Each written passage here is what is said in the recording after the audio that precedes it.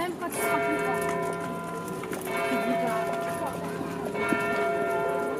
La mise en place du Léman Express, c'est un gros challenge. Je dirais, vous n'allez pas en avoir 50 dans l'année, sincèrement. Je pense que j'aurai pas beaucoup de projets aussi importants en bientôt 30 ans de carrière dans le transport public. Donc oui, c'est un gros morceau. Il y a beaucoup d'acteurs, il y a beaucoup d'intérêts, souvent convergents, mais aussi quelquefois divergents. Voilà, avec des décisions qui se prennent avec des règles du jeu ou des règles nationales qui sont différentes. Il y a 2 pays, il y a plusieurs départements, plusieurs cantons, une quinzaine d'opérateurs de transport qui sont touchés. Oui, ça fait beaucoup d'acteurs à mettre d'accord. Et quelles sont les qualités principales dans un tel job? C'est qualité de connaissance technique du métier ou de la diplomatie?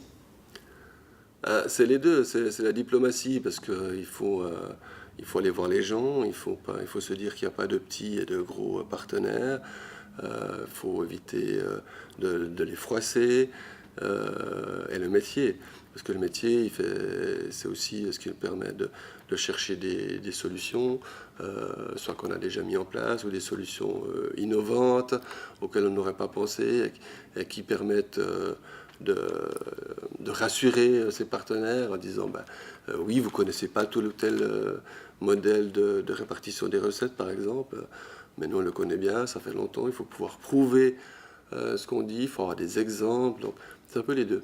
Et des fois, il faut prendre le bâton de pèlerin, aller voir peut-être un élu jusqu'à Thonon, ou à Ferney, ou à Genève.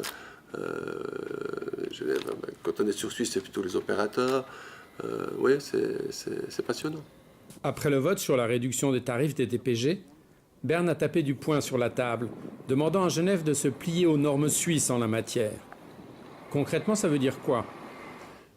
Concrètement, ça veut dire que l'Office fédéral des transports, donc Berne, considère que les revenus sur les transports publics genevois provenant des clients et des consommateurs sont insuffisants. La Confédération a tensé les Genevois par un courrier il n'y a pas très longtemps, demandant d'arriver à un équilibre d'une participation équitable, 50% pour le client du transport public et 50% entre guillemets pour le contribuable. On touche là aux limites de la démocratie directe. Berne a son mot à dire parce que Berne paye aussi, et dans toute la Suisse. Alors aujourd'hui, sur l'offre genevoise intrinsèque, on n'est pas très loin de ce 50-50.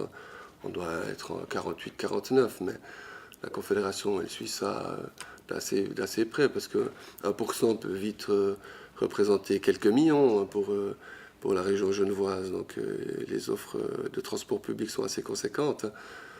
Voilà, donc je pense que c'est aussi un avertissement à l'horizon du Léman Express pour dire, vous avez une nouvelle offre, une magnifique offre, qui va coûter certainement quelques dizaines de millions en coût d'exploitation chaque année.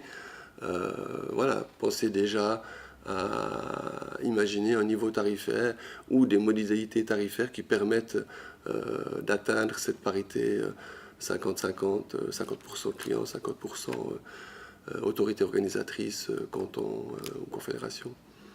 Quel peut être l'arbitrage entre la décision du peuple genevois et le rappel à l'ordre de la Confédération ? L'arbitrage, il se situe clairement au niveau de l'offre à mettre en place. Donc à partir du moment où on arrive à générer qu'un certain niveau de recettes des clients, on sait quelle est l'offre qu'on peut mettre derrière. C'est malheureusement ce qui se passe maintenant avec le réseau, si j'isole le réseau des transports publics genevois, des TPG. Voilà, la part de gâteau a été réduite. Les TPG ne peuvent plus, avec la recette des billets et les subventions de l'État, maintenir l'offre qu'ils avaient jusqu'à aujourd'hui.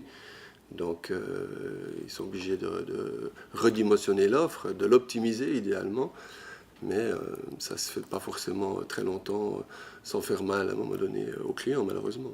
Je pense que ça, c'est des décisions qui se prennent au niveau clairement des autorités organisatrices qui doivent redessiner le réseau, voir quel impact il y a par rapport à cette nouvelle colonne vertébrale dans le fond qui est le Léman Express, comment s'articule autour de ça le réseau de trams, de bus, de trolleybus, de toutes les régions touchées par ce futur Léman Express. On parle beaucoup d'intelligence artificielle ces temps. Des centaines de professions devraient disparaître dans les 15 ans à venir. Les conducteurs de bus et de trams vont-ils disparaître? Joker.